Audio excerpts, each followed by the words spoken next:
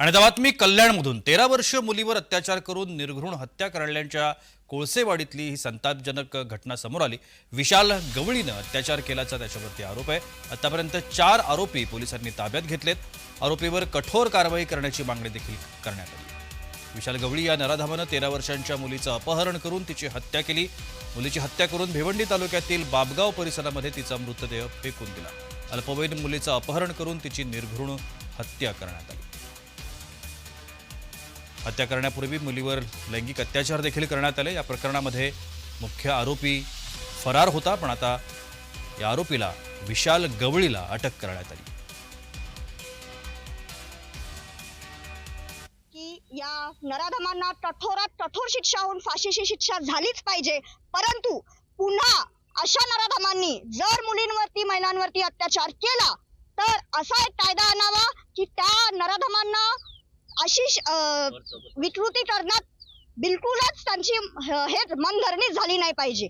मी मुलींनाही असं सांगते की कोणत्याही नराधमांनी कोणत्याही विकृतांनी जर आपल्याला वाईट नजरेने पाहिलं तर लगेच आपल्या आई वडिलांना किंवा आपल्या जवळच्या व्यक्तीला सांगावं, तरच कुठेतरी या घटनेला आळा बसेल। आणि मी जसं आतापर्यंत पोलीस प्रशासनाला आपण सहकार्य केलेलं आहे, यापुढेही सहकार्य करावं आणि राज्य शासनाला लवकरात लवकर याविषयी निर्णय घ्यावा या संदर्भात मी सांगते।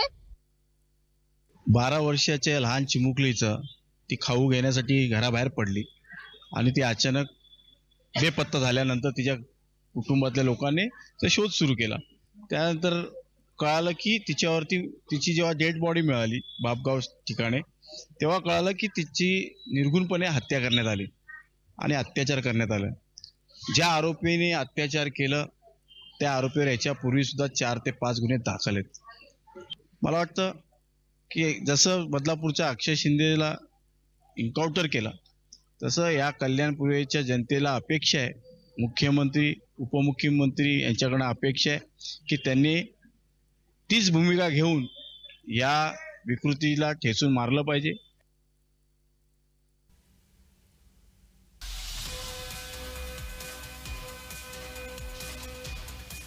13 वर्षीय मुलीवर कल्याणमध्ये अत्याचार झाला आणि या अत्याचारानंतर तिची निर्घृण हत्या देखील करण्यात आली।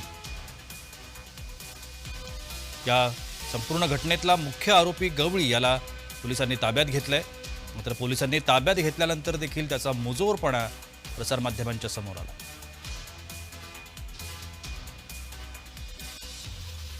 अटकेनंतर आरोपीनं प्रसारमाध्यमांकडे बोट करत विक्ट्री साईन केली आणि त्यामुळे त्याच्यावरती अजूनच संतापाची लाट उसळली।